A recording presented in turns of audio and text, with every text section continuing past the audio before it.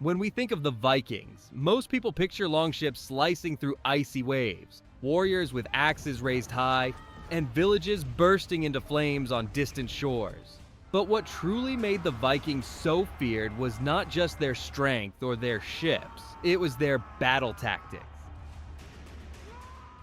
These were not mindless brutes charging into war. They were clever, disciplined, and often shockingly unpredictable. The Vikings understood that victory came not only from the sword, but from speed, surprise, and psychology. The Berserker Frenzy.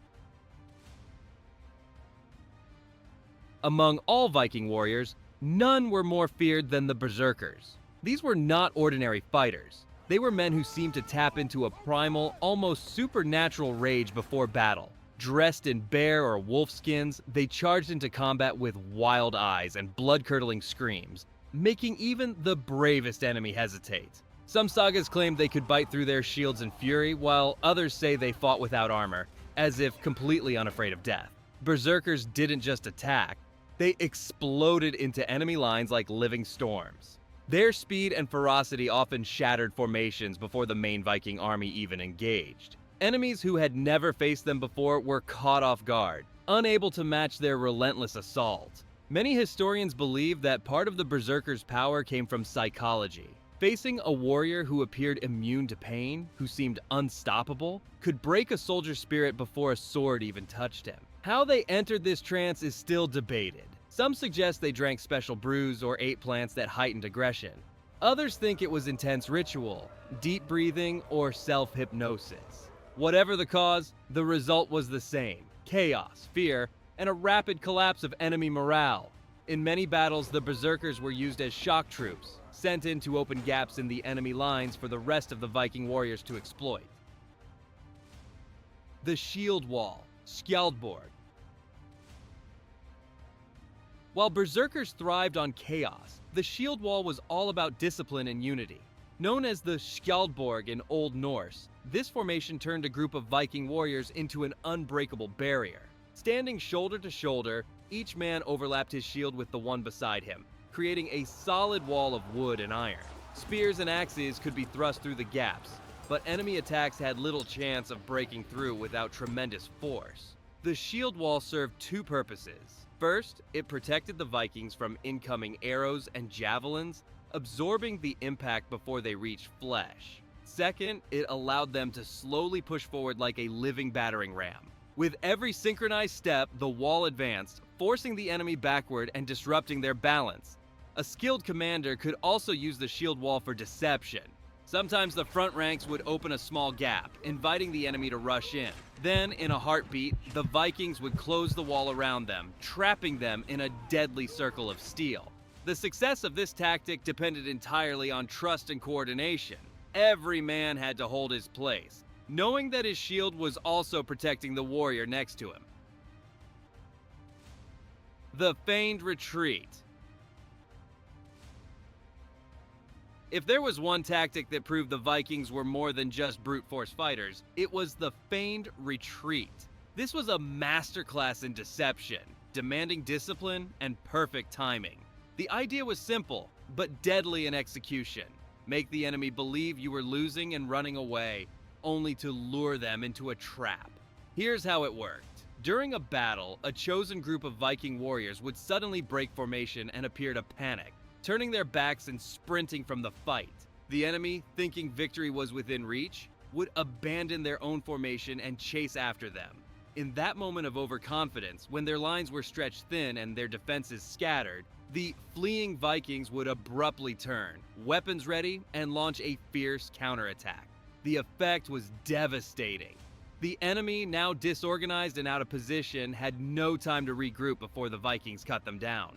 This tactic worked best against inexperienced or hot-headed opponents, the kind who couldn't resist the temptation to chase a retreating foe. The feigned retreat wasn't just about trickery, it was about knowing your opponent's psychology. Viking leaders understood that overconfidence could be as fatal as fear. By manipulating that human weakness, they could win battles with far fewer losses. Many medieval armies tried to copy this method later. But few could match the discipline of Viking warriors who could run from the fight one moment and launch a perfectly timed counterstrike the next. Hit and run coastal raids. If there was one tactic that made the Vikings the nightmare of coastal Europe, it was the lightning-fast hit and run raid. These were not drawn-out battles or sieges. They were precision strikes designed to take what was needed and disappear before the enemy could respond. The key to this tactic was mobility, and no one in the medieval world could match the speed of a Viking longship. The process was simple, but brutally effective. Viking scouts would identify a vulnerable target, often a wealthy monastery, small trading town, or undefended village along the coast or a riverbank. The longships would sail in silently at dawn or sometimes under the cover of night. Warriors would leap ashore, overwhelm the small local garrison, loot supplies, seize valuables, and take captives. Before nearby settlements could even hear the news, the Vikings were already back on their ships, sails full and heading for open water. These raids didn't just bring treasure, they spread terror. Communities along the coasts of England, Ireland, and France began living in constant fear, never knowing when the next dragon-proud ship might appear on the horizon. This fear was part of the tactic itself. By keeping entire regions on edge, the Vikings made it harder for kingdoms to plan solid defenses. In many cases, the raids were over in less than an hour. There was no time for organized resistance, and even if reinforcements were mustered, they often arrived to find nothing but smoldering ruins and an empty shoreline. The Vikings turned this style of warfare into an art form, and it allowed them to strike hundreds of miles apart in a single season, leaving enemies exhausted and demoralized. Amphibious assaults. Amphibious assaults allowed them to launch attacks from both land and sea at the same time, overwhelming defenders who were unprepared to fight on multiple fronts. This was one of the main reasons Viking raids could succeed against fortified settlements that would have easily resisted a purely land-based attack. The longship was the heart of this tactic. Its shallow draft meant it could glide through open seas, creep into coastal shallows, and even sail far up narrow rivers. Vikings could use these ships to land warriors directly on a beach or riverbank within striking distance of a target. But they didn't just attack from one direction. They often split their forces. One group would land and attack from the front while another sailed upriver or along the coast to strike from behind or the flank. In some cases, Vikings would even carry their ships over short stretches of land to surprise settlements from an unexpected approach. Amphibious assaults also gave the Vikings an escape plan. If the battle turned against them, they could retreat to their ships and vanish over the horizon. Encirclement and ambush. Encirclement and ambush were classic tactics in their arsenal, used to trap enemies in situations where escape was almost impossible. The key was choosing the right ground and striking at the perfect moment. On land, Vikings often selected narrow valleys, forest trails, or river crossings for their ambushes. They would hide warriors on both sides of a path, concealed by trees or terrain, while a smaller force lured the enemy forward. Once the target was deep inside the kill zone, horns or war cries would signal the attack, and the Vikings would surge in from all sides. Panic would set in instantly. Soldiers caught in an ambush often lost their formation, making them easy prey. Encirclement worked best in open battles where speed was an advantage. Viking commanders would send fast-moving units around the enemy's flanks while keeping them pinned from the front. Before the opponent realized what was happening, they would be surrounded, their retreat paths cut off. One of the deadliest aspects of Viking ambush tactics was their ability to coordinate attacks between land and river forces. An enemy retreating toward what they thought was safety could find Viking ships blocking their path, closing the trap completely. This ability to use terrain, mobility, and coordination turned many battles into one-sided massacres. Psychological warfare. Long before swords clashed, the Vikings were already fighting, not with weapons, but with fear. Psychological warfare was one of their most effective tools, and it often won them battles without a single strike.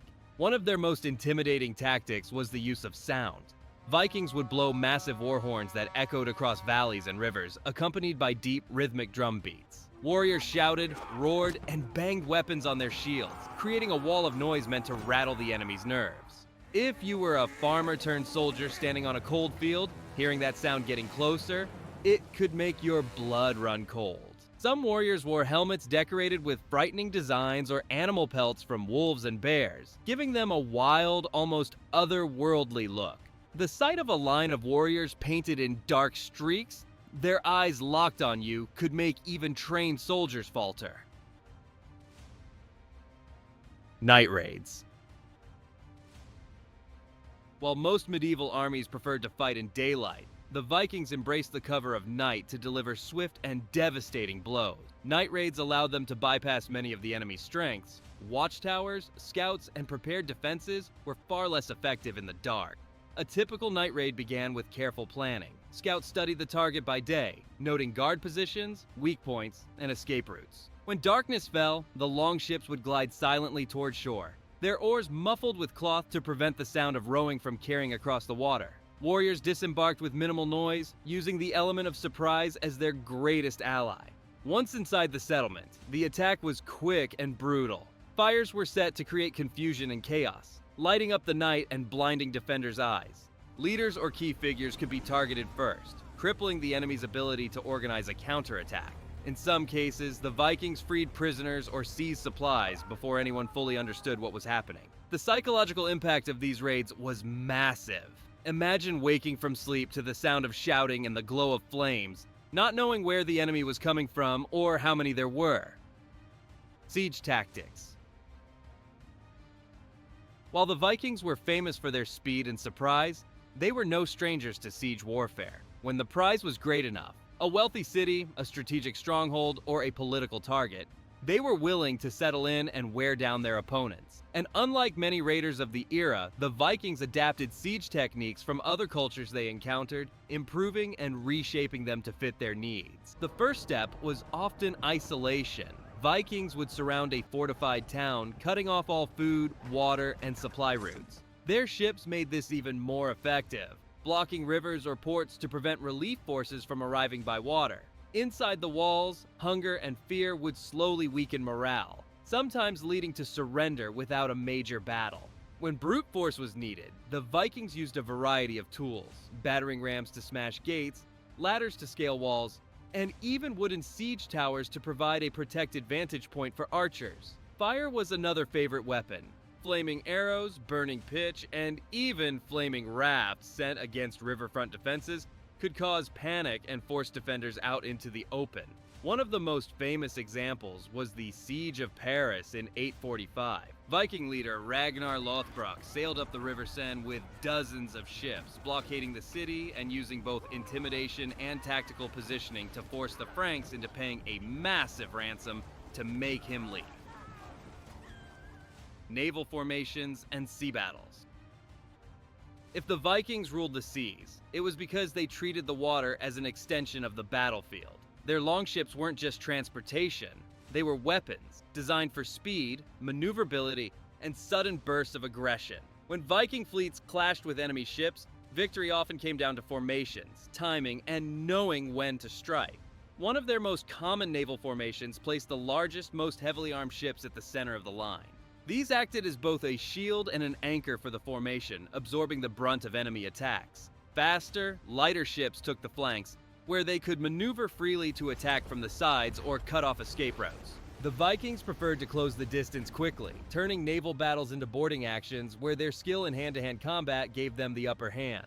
Grappling hooks would be thrown, pulling ships together so warriors could leap aboard and fight at close quarters. This tactic eliminated the advantage of enemy missile weapons and turned the fight into something the Vikings excelled at: brutal face-to-face combat. Sometimes they used the environment as part of their naval tactics. They could lure enemy fleets into narrow channels or shallow waters where larger, heavier ships would struggle to maneuver. Once the enemy was trapped, the Vikings could strike from multiple directions, or even retreat safely if the battle turned against them.